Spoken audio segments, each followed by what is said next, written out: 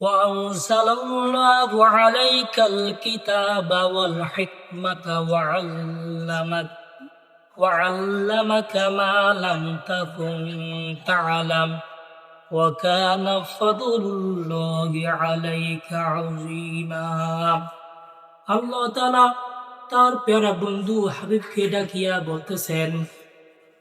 বলতেছেন আল্লাহ তাআলা আপনার উপর কিতাব ও জ্ঞানের বিষয় নাজিল করিয়াছেন। সুবহানাল্লাহ।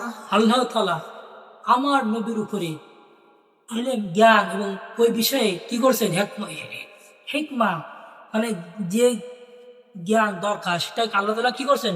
নাজিল করছেন আল্লাহ তাআলা। এবং বলছেন وعلمك ما لم تكن تعلم, আপনাকে এমন সকল বিষয় শিক্ষা দিয়েছেন যা আপনি জানিতেন না। সুবহানাল্লাহ।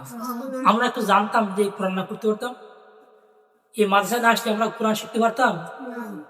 কোরআন পড়লি এক হরফে পায় নাকি 10 নাকি? স্কুলে কোন নেতি আছে বলে? স্কুলে গেলে গোনা হতে পারে না হতে পারে, সে যদি ভালো আমল করে গোনাগার হবে, খারাপ কাজ করলে গোনা হবে। আর যদি বেশিরভাগ খারাপ কাজ করা হয় স্কুলে। আমি গতকাল একটা ঘটনা শুনলাম, যখন স্কুলের শিক্ষা ক্লাস শেষ করে বের হয়ে যায়, ওই 6, 7, 9, 10 ছেলে মেয়েরা একসাথে যেভাবে খারাপ কাজগুলো করে দেখার মতো না। ওরা যেভাবে হাতাহাতি করে, যেভাবে স্কুল কলেজে ছেলে মেয়েরা যেভাবে আড্ডা মারি হাতাহাতি করে, খুবই খারাপ। কি তুমি চাইবা তোমার মেয়েকে কোনো ছেলে এসে গায়ে হাত চাইবা?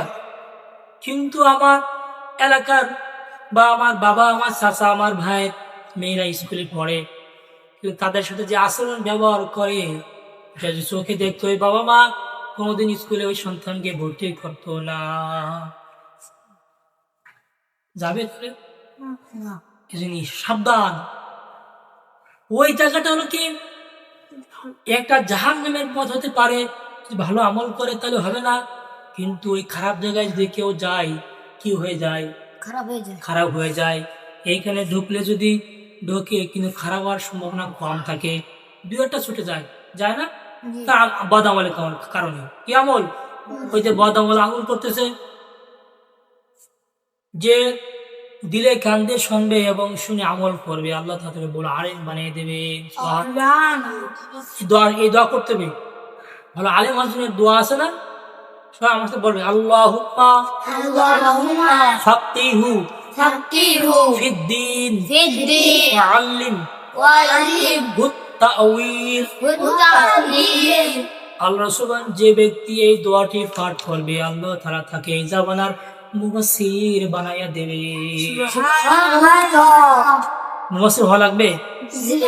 তাহলে এই জামানার মুফাসসির হতে হলে কি করতে হবে? এই দোয়া শিখতে হবে না? স্কুলে শেখা যাবে? মাদ্রাসায় ছাড়া স্কুলে শেখা যায়? ভার্সিটি শেখা যায়? দেখেন ভার্সিটি দেখে ক্লিন শেপ, কি শেপ? কলেজে কি শেপ? কলেজ। কিন্তু মাদ্রাসায় কেউ ক্লিন শেপ আছে দেখাতে পারবেন? এইটা নবীর সুন্নাহ, আদর্শ, নবীর আদর্শ।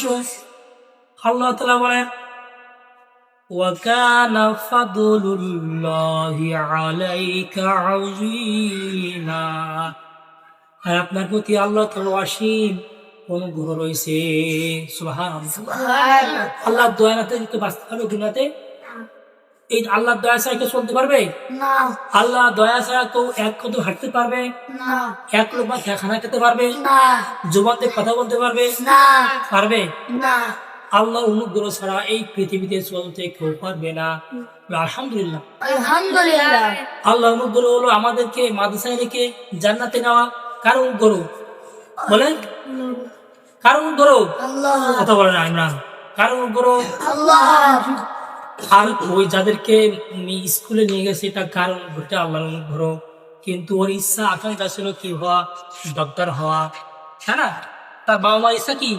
আমার ছেলেকে ডাক্তার বানাবো, ইঞ্জিনিয়ার বানাবো। কি বানাবে?